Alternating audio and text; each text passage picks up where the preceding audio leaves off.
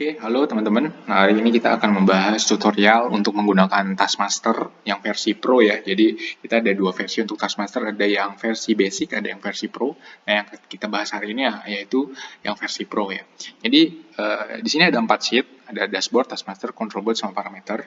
Lalu kita akan bahas dulu yang Taskmaster ya, karena semua berawal dari sheet Taskmaster ini. Nah, saya akan bahas dulu di sini ada table top priority atau priority task based on due date dan statusnya. Dan untuk table ini atau fitur ini itu hanya membaca task atau tugas-tugas yang bersifat in progress, delegate, atau research task. Kalau misalnya dia statusnya cancel atau pending, itu tidak akan muncul di sini karena statusnya memang cancel ya. Jadi misalnya kalau misalnya kita rubah di sini dia in progress, nah dia otomatis akan muncul ya. Akan muncul di sini dengan beserta dengan status dan due date-nya. Oke, nah, di sini di sebelah kanan ada table atau fitur untuk melihat agenda rutin kita ya. Agenda rutin hari ini apa, besok apa, 2 hari berikutnya apa. Dan itu bisa kita update di sheet parameter. Di sheet parameter ini ya, kita bisa menentukan hari Senin itu jadwal rutinnya apa sih, Selasa itu rutinnya apa, seperti itu.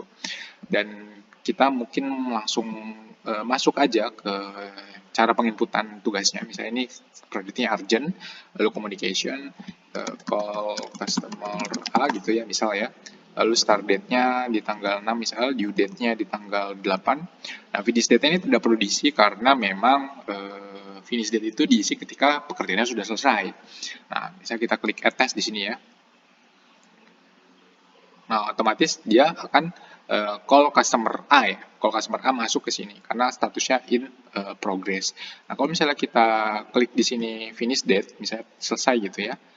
Nah, ini otomatis si tugasnya itu akan hilang. Kalau customer A itu akan hilang. Nah, kalau misalnya dia statusnya finish date, kita ganti di sini jadi completed ya, dan dia akan hilang. Kalau misalnya ini kita ganti gitu ya, misalnya kita finish date kita hilang. Nah, oke. Nah, dia akan muncul lagi seperti itu.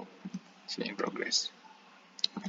Oke, nah di sini ada status dan open atau close itu berdasarkan finish date-nya dia akan otomatis. Lalu di sini sebelah kanan ada formula ya, ada formula.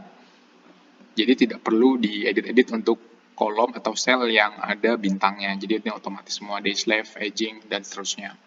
Dan untuk kategorinya, Bapak atau rekan bisa edit sesuai dengan kebutuhan ya. Jadi misalnya di sini meeting diganti dengan apa, project management diganti dengan apa, seperti itu ya. Sesuai dengan kebutuhan dari rekan-rekan semua. Dan berikutnya di sini ada control board. Bisa kita lihat di sini ada close, ada open ya. Jadi nge-link dengan ini, dengan taskmaster. Jadi posisinya yang open itu apa, terus yang cancel itu prioritinya apa aja, kategorinya dan tugasnya, dan ini di hari tersisa beserta agingnya. Lalu ada in progress, kita bisa update juga pending dan research. Jadi ini akan otomatis update. Ini sebenarnya fitur untuk memudahkan rekan-rekan ya dalam memfilter atau melihat secara keseluruhan tugas-tugas yang sedang berjalan dengan fitur slicer ini. Lalu kategorinya bisa dipilih ya dengan kategori masing-masing, prioritinya juga bisa dipilih. Lalu di sini ada dashboard yang nge-link ya. Jadi di sini ada open task. Jadi open task itu adalah task yang masih terbuka ya, bukan yang close ya. Yang masih belum selesai itu based on priority ini apa aja, urgent berapa persen, high berapa persen. Lalu ini open task based on kategori, kita paling banyak di communication sama project management ya, sisanya hampir sama di meeting, development, dan lain-lain. Nah, nanti kategori ini namanya akan berubah sesuai dengan kategori dari rekan-rekan yang sudah diedit tadi. Nah, ini job statusnya ada open, 8, close 2, lalu task by current progress itu kita bisa melihat ya, cancel berapa, complete berapa, delegate berapa, in progress berapa, dan pending berapa. Seperti itu rekan-rekan. Mungkin itu video tutorial pada hari ini. Terima kasih.